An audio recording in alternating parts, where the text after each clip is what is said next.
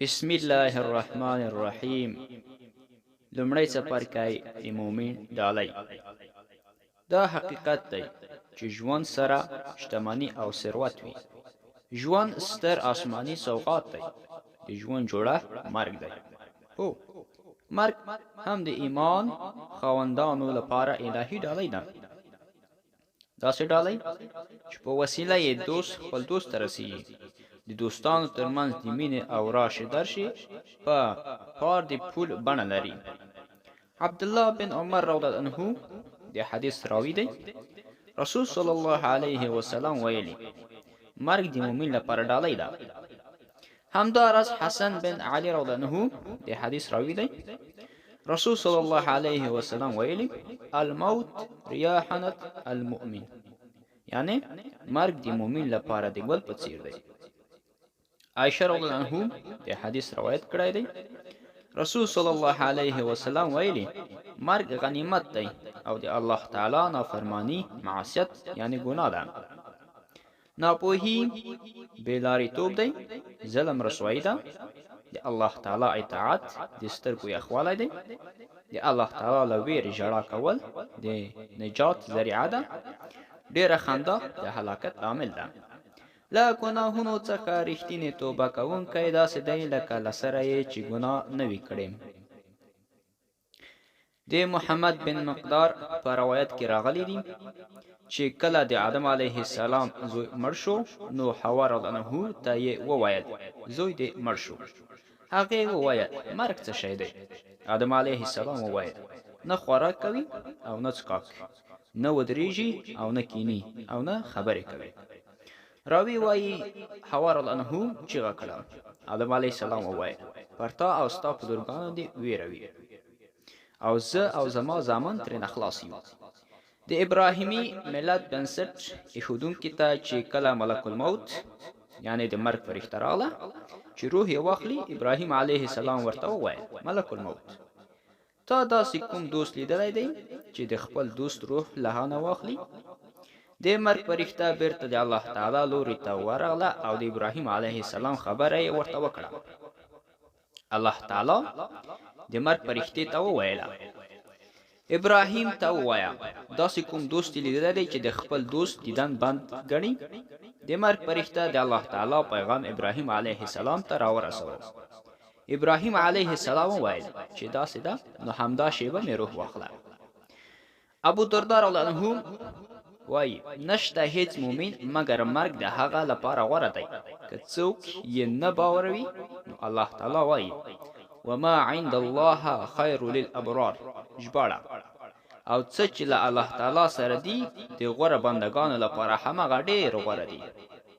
همداراز الله تعالی فرمایي ولا يحسبون الذين كفروا انما نملي لهم خير لانفسهم ژباړه دا مهلت چې موږ ورکوو کافران دي دا د ځان لپاره غوره نه ګڼي.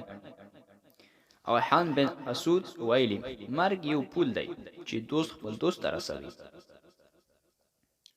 د ژوند جوړښت په عامه هدیره کې د ځان، کورنۍ او خپلو خپلوانو د قدرونو لپاره ځای نیول او له هغې نه د سیخانو کټارې تاول او ګل اچول شرعاً مناسب کار نه دی، ځکه اوس مهال په ځانګړې توګه په ښاریو کې د هدیرو لپاره وقفه شوي ځایونه ډیر کم دي. دولت هم د مړو لپاره کوم ستراتیژي نه لري. هو، داسې ستراتیژي چې د سیمې د اسنورونو د مړینې په مهال د هغو لپاره هدیره د بېوزلو او فقیرانو د مړینې تکفین او تجهیز برابر کړي. نشته که څه هم چې مرګ د ژوند جوړه ده. که دولت د ژوند لپاره ستراتیژي ټاکي پکار ده چې د مرګ لپاره هم ستراتیژي وټاکي او دا ستراتیژي باید د قرآن او سنت د پالیسیو سره جوړه وي، نه په ټکر کې. مرګ د ژوند جوړه ده. قبر د آخرت لومړی کور دی. ښایي برزخي نړۍ ته د سفر ټول لازم توکي برابر کړای شي، ځکه سفر یقیني دی، ټکټ وړیا دی، سیټ ساتلی دی، له دنیا نه روانېدل دي، وروستی منزل یې آخرت دی، د سفر موده هم ډیره کمه ده. بلکې څو ثانیو او شیبو کې ځمکه کې دننه د 2 ګزو په اندازه ځمکنی پرواز دی. د پرواز نیټه د اجل وخت دی 100% یقین دی. په همدې اړه مسافرینو ته لازم دي چې هر شیبه تیار او چمتو اوسئ. د سفر په اړه د تفصیلي معلوماتو او اړینو توکو لپاره قرآن او سنت ته مراجعه وکړئ او یا هم د رښتیني عالمانو څخه د سفر د شرایطو معلومات لاسته راوړئ. یوه خبره د یادولو وړ ده چې ګران قدره مسافرین، ورونه او خویندې د یوازې د سفر جوړې لپاره 15 متره سپینه ټوټه له ځان سره ولري. د بې ګټې سامان آلات اخیستل نه دي پکار.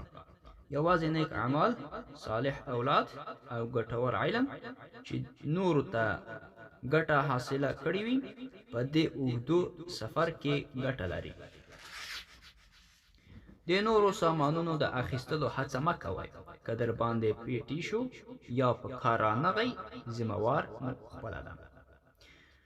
ګران قدره مسافرینو، هیله ده چې هره شیبه د سفر لپاره تیار اوسئ او دا خبره هم په یاد ولرئ چې د سفر لاره تیاره ده. د رنګارنګ خطراتو امکان شته. د قبر جونګړه مو هم ځانله او تیاره ده. د وحشت، ویرې، مارانو، لړمانو کور دی.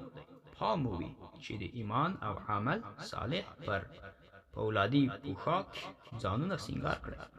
د توحید د عقیدې ځل بل څراغ له ځان سره واخلئ چې د سفر او د مسافرۍ په کور کې د تیارو او حشراتو ښکار نشئ. د مرګ هیله.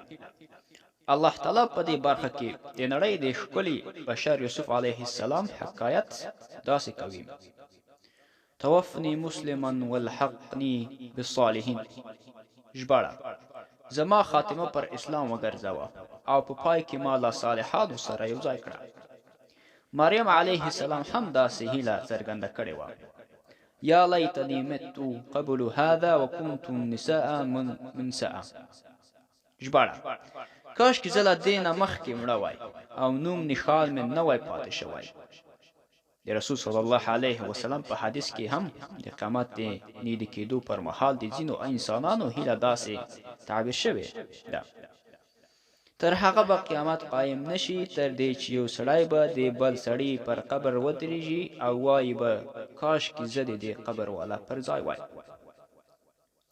که څه هم چې د رسول صلی الله علیه وسلم په احادیثو کې د مرګ هیله او آرزو په ځانګړي ډول سره تعبیر شوی، امام مسلم رحم الله د انس رضی الله عنه په روایت کې حدیث نقل کړی. رسول صلی الله علیه وسلم ویلي: ستاسې نه یو کس دی د هغه ضرر او تکلیف له امله چې پرده راغلی وي د مرګ هیله دې نه کوي.